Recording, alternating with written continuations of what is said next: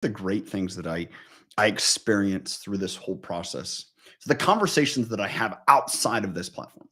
This is just a conversation, you and me. That's it. We're just sitting here. You're sitting on the other side of my desk, maybe with a cup of coffee, and we're just hanging out. We're having this conversation. And today I want to share one of the most significant screw ups. I'll put screw up issues, difficulties, just plain failures that I've had in relationships. This was spurred on by a conversation that I was having. This whole idea of connection and communication.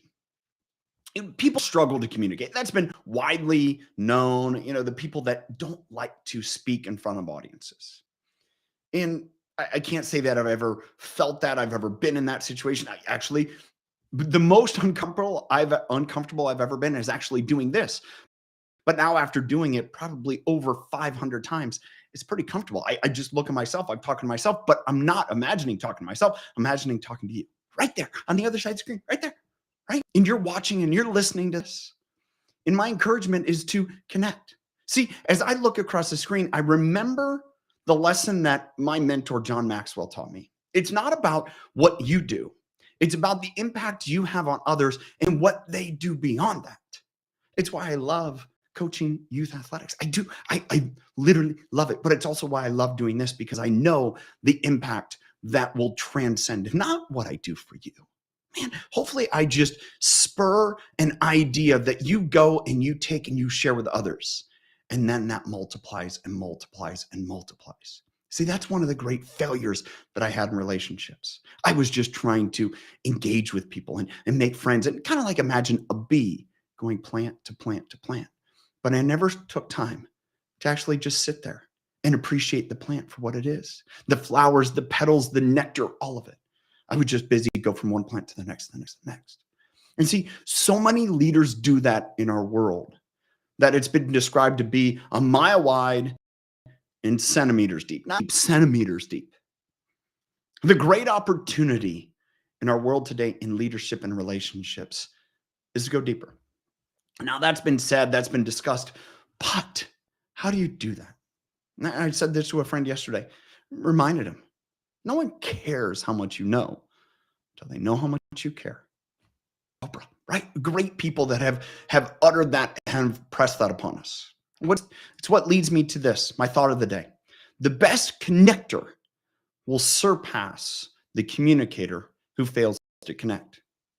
I read a great book by Stanley several years ago. It's about communication. And he describes it much as a truck driver that hauls a trailer from one location to the next. He said, you can back your truck up to the trailer. You could, get everything there. You could just be ready to hook up. But if you don't swing that lever, if you don't put the pin in it, if you don't drop the hitch down on the ball and secure it, if you don't hook up the electrical connections, you're not taking that trailer anywhere. Now, you may actually be able to move it, but at some point, it's going to bounce and they're gone. Leaders today that fail to connect with people because they think, oh, that's my job. I just have to communicate. I just have to tell them. I just have to give them the information. Man, you have no idea if your trailer is ever going to make it to the destination. And what are we all gauged upon? Does the load get delivered? Truck drivers, they don't get paid just to drive the miles. They get paid to drive the miles and deliver whatever's in that trailer. Man, that's what a leader's job is. Take time to connect. Man, it's so meaningful. And it doesn't have to be grand or elaborate. Just ask. That's what I shared yesterday. The greatest kind of antidote to insecurity, and people have insecurity communicating. Just smile, ask questions. What'd you get from today? Did it add value to you? Did it make you think? I'd love to know, because I'm smiling, just asking questions. Hope value from today. Catch you next time.